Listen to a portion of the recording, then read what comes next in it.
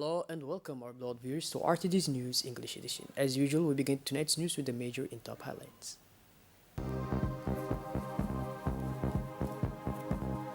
Fruits and vegetables in quantity at the national market.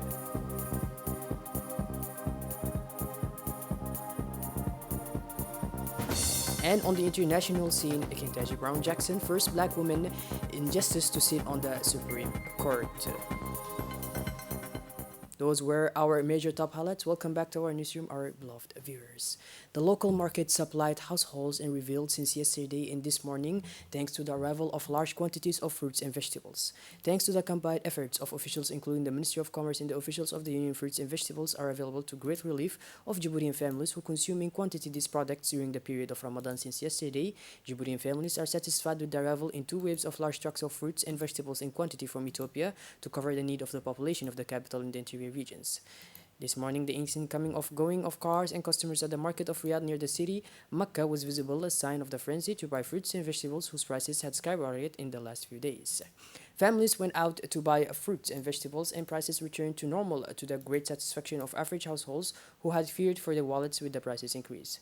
During this period of Ramadan, the availability of these products at stable prices is a great satisfaction for our customers, said the fruit and vegetable sellers who have resumed their places in front of their well-filled stalls. The Djiboutian delegation, led jointly by the Minister of Economy and Finance in charge of industry, Mr. Ilyas Musadawali, and the Minister of Budget, Mr. Isman, accompanied by our ambassador to Saudi Arabia and several senior officials of their respective ministries, have met ahead of the meeting of finance ministers of our countries scheduled for April 7, 2022. The Minister of Finance of the Kingdom of Saudi Arabia, during the meeting of our ministers, recalled the geostrategic position of our country and the economic and financial situation of our country following the pandemic of the COVID-19 crisis and the wars that prevail in the Horn of Africa. We have discussed and negotiated a financial support by the Saudi Kingdom in the next months to provide as much as possible the budget deficit caused by the crisis of the COVID-19 pandemic and the political situation of the countries that share our borders. On the sidelines of the annual meeting of Arab institutions in Jeddah, the Djiboutian delegation, composed of the Minister of Economy and Finance, Mr. Ilyas Musadawal, and the Minister of Budget, Mr. Isman Ibrahim Roble, had a fruitful and fruitful meeting with the Executive President of the Saudi Fund, Sultan bin Abdulrahman Al Murshid, said, who welcomed on this occasion the permanent support of Saudi Arabia to Djibouti during the delicate situation, which is able to consolidate the frontier ties between the two countries. The talks focused on the willingness of the Republic of Djibouti and the Kingdom of Saudi Arabia to boost their bilateral relations. They agreed to strengthen the investment projects of the Saudi Fund in Djibouti in several sectors such as housing, health, transport, energy, and water. The Minister of National Education and Vocational Training, Mr. Mustafa Mohammed Mahmoud, received on Thursday, April 17, the 18 trainee inspectors leaving for their statutory training in 6 mission French academies. This meeting took place in the presence of the Secretary General, Mr. Mohammed Abdullah Mahyoub, the Technical Advisor, Mr. Osman Shirdon, the Inspector General, the Executive Secretary of the Quality Observatory, the Deans of Inspectors, and the Director General of Education. Given the importance of the event, the Minister had a long exchange with the trainee inspectors on the superior interest of their statutory training following the initial pre-training they received upon requirement and the practical training they followed at the general inspection. He made a point of recalling the exponential requirement of 3 precision inspectors in the last few years, 41 in total, and this time with 18 inspectors of national education covering all levels of education, with the creation of an inception of a preschool and an inception of English school basis to respond to the evolution of our educational system. The Minister strongly urged the training inspector to develop their skills in order to carry out the missions inherent for their function, notably leadership, planning, politics, and participative management. It was also an opportunity for the Minister to emphasize the imperative need to develop all the skills related to the function of inspector to carry out the missions of inspection, training, animation, control, evaluation, expertise by soaking up educational innovations, especially focused on ICTE, and always being up today to find appropriate responses to the problems that our educational system is and could be faced. For their part, the inspectors expressed their commitment and that they will live up to the trust placed in them. At the end of the session, the Minister offered the inspectors laptops and an hospital tour for their training and work.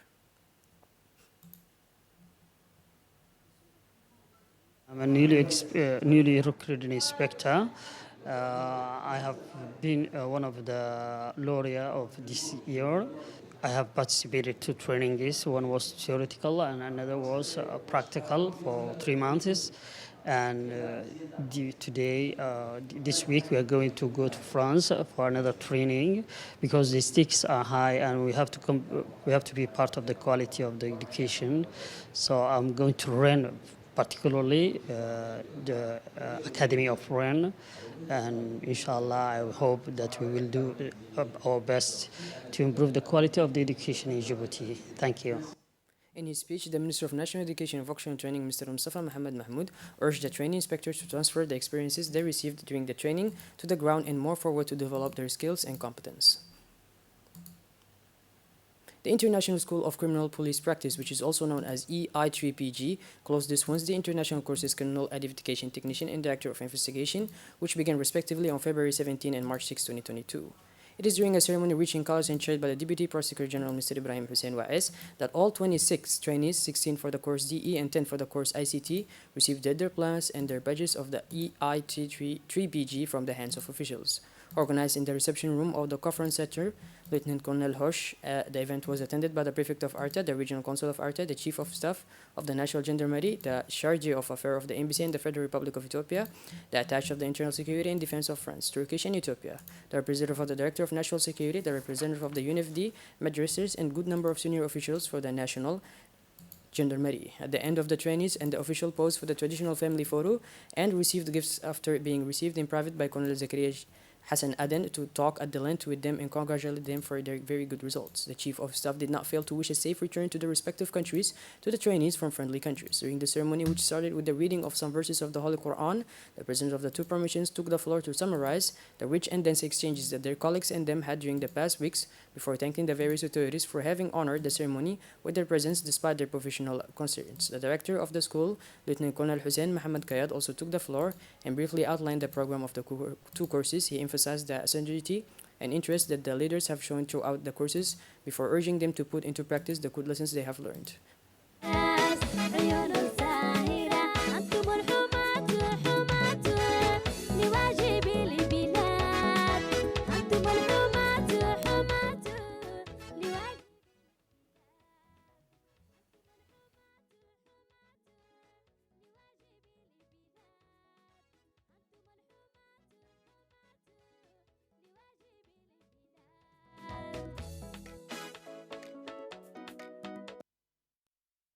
The Ministry of Foreign Affairs and International Cooperation of Djibouti, in collaboration with the UNDP, organized a workshop to raise awareness around stakeholder and civil society in Tajora on the awareness raising workshop, where members of the Regional Council of Tajora, including the President of the region, Omar Hussein, where member of the Regional Council of Tajora, including the President of the region, Omar Hussein, and the Prefect. This workshop is part of the presentation of the first voluntary national review on the Republic of Djibouti on the implementation and monitoring of the Sustainable Development Goals of the 2030 Agenda. Moving on, under the leadership of Army Colonel Abbas Roble Mohammed Abdullah, in close collaboration with the customs of a brigade of Ali Sebi, have conducted sweeping operation in steam of follow of contraband products in all its forms. They infest the region. During the operation, 500 kilograms of glads were intercepted and 8 cartons of Royal brand cigarettes, 5 cartons of Benson brand cigarettes, 2 cartons of cream skin watering products. The operation continues. The Colonel urged the population to remain vigilant and to collaborate with the forces present in their respective sectors. According to the standard procedure in force, this quantity was transmitted to the Customs Brigade and destroyed on the spot in the presence of the head of the Ali Sibih Customs Brigade, Mr. Muhammad Mu'min Hassan.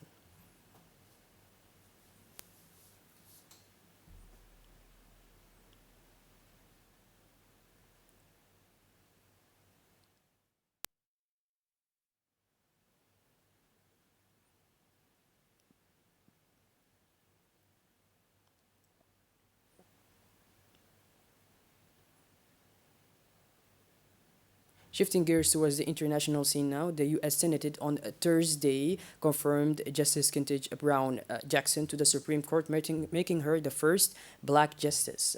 All of the Democratic Party's elected officials and 3 moderate Republican senators voted to bring the brilliant 51-year-old jurist into the American Temple of Law.